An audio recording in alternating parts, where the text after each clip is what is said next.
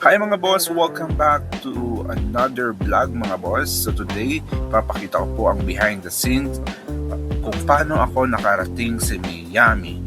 So yun po, nagbook ako ng Grab papuntang NAIA International 3 at si Kuya nag-uusap-usap kami ng about buhay-buhay at ayun po ang bait niya. So ayun po, dala-dala ko na yung mga gamit ko at that time po ay naghahanap ako ng money exchange center para ipapalit yung money na dala ko upang may magamit tayo sa pagta-travel at kailangan po tayong merong perang dollars para anytime kung gusto natin bumili may magagamit tayo. At that time po mga boss, pumipila na po kami para kumuha ng ticket.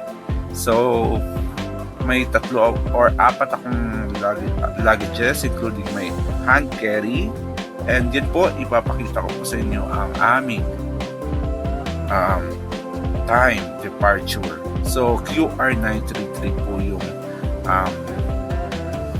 aeroplano natin. So yun po yung mga papeles na kailangan, like including passport, seaman's book, and details na binigay ng company sa atin.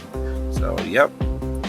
And to make the story short, ayun na po, papalapag na po kami ng Qatar.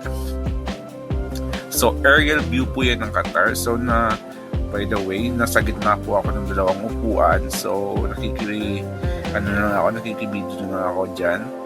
So sinum ko lang para makita nyo. But in fairness po, maganda po yung Qatar sa aerial view pa lang. So how much more pag nandun ka talaga pumasyal sa lugar na yan. So yun po yung screen ng aking upuan. And nakalapag na po kami mga boss.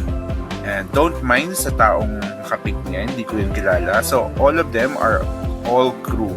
So may 2 kaming connecting flight. So first is Qatar and going to Miami.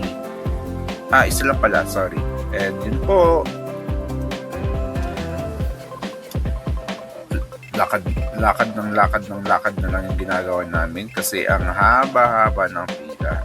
So that time po, papunta na po kami sa aming another gate para sumakay sa connecting flight namin. So at yung hinahanap namin gate is yung C12. So medyo malayo siya sa binabaan namin mga boss. And if you see, video lang ako ng video dyan at ayan po, lakad na naman, another lakad story. So yan, nag-uunahan yung mga tao na makarating doon sa gate kasi another pila naman po mga boss. Yan.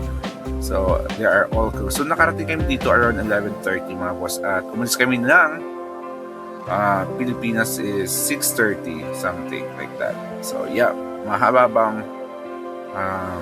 travel. So but thank you Lord, safe po kami nakarating dyan at ayan po, bumungad po sa akin yung isang store dyan na bintahan ng mga gold. Sabi ko sana may pera ako para makabili ako, pero sabi ko ayan na muna, nod-nodon tayo ng mga supercar. So kung nakita to ng aking anak ay masayang masaya po yung anak ko. So yun po is malapit na po kami sa SeaWorld mga boss.